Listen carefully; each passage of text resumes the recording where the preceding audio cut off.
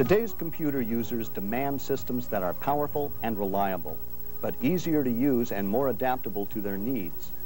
Finding ways to improve the interaction between people and computers is the job of the User Systems Ergonomics Research Group, or USER, U-S-E-R, at the IBM Research Division's Almaden Research Center.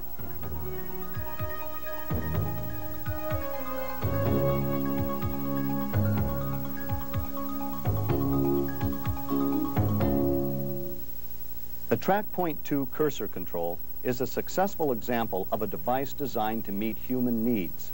Built into the keyboard of the IBM ThinkPad laptop computer, it's easier to use than a mouse or trackball and enables users to work in places with limited space, like airplanes. Ted Selker, manager of the user group, invented the TrackPoint cursor control. Today, he and his colleagues are working on ways to make the ThinkPad even more useful. When I got rid of the mouse in the mobile computer, I got rid of this having to be in my briefcase when I traveled. And as soon as I did that, I started realizing what a mess the power supply is, which I have to take with me if I'm not just going to use one battery cycle. The power cord itself seems to be bigger than everything else. And so I've been concentrating on how to get rid of this power cord and to make it work anywhere that I would travel.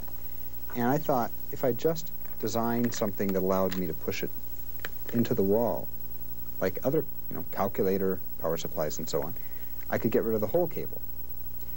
The problem with this is we have a very large power supply. It's another issue that I really want to work on, and I'm doing some research on.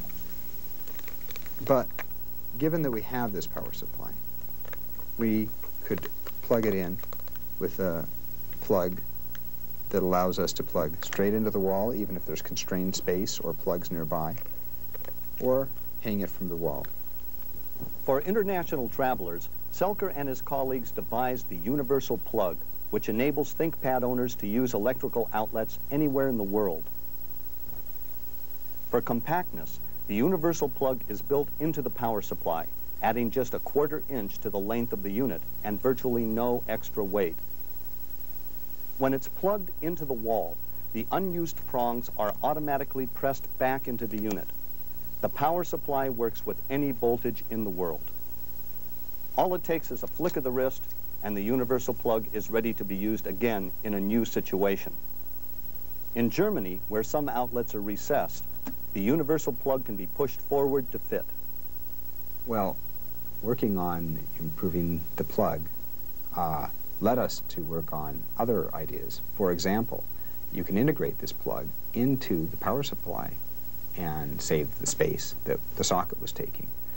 But the other cord is actually a big mess too, and to make it more manageable, I thought it'd be really nice to wrap it around the power supply in some recesses designed to hold it. And also, I noticed that the EMC, this is a little object that keeps the radio waves from coming out of the computer, was bigger than the plug itself, and the end connector could be reduced in size by making the holder be this ferrite core. Also, it might not seem like a big thing, but getting rid of the 1/2 inch strain relief that is outside of the case by designing a recess that creates a strain relief was another thing that made it better. But ultimately, I think that the power supply has to go, and there's no reason that we can't figure out some way to get all the power conversion into the cord itself. A really provocative approach is embodied in this cable. This cable is actually a transformer. We invented a new kind of transformer in the last year, and it can be long and thin and do all the power conversion that is needed to run a notebook computer. So in that case, we have a good plug and a good cord, and we have no power supply. One might not think that designing plugs is part of computer science research, but what is going on in my department is we're trying to think and work towards integrated solutions for all aspects of what a person has as an experience working with a computer. Turns out that integrated solutions like this multi-country plug save people having to carry things, having to bring things, having to learn about how to use things, and it's not that different from the kinds of other computer science research that we do, of trying to make a cognitive interface where there's an agent that knows something about you, learns something about you, and decides to help you when it knows it's appropriate. Or graphical interface research that we're doing, where we're trying to understand how to make more integrated, simpler, cognitively consistent graphical interfaces.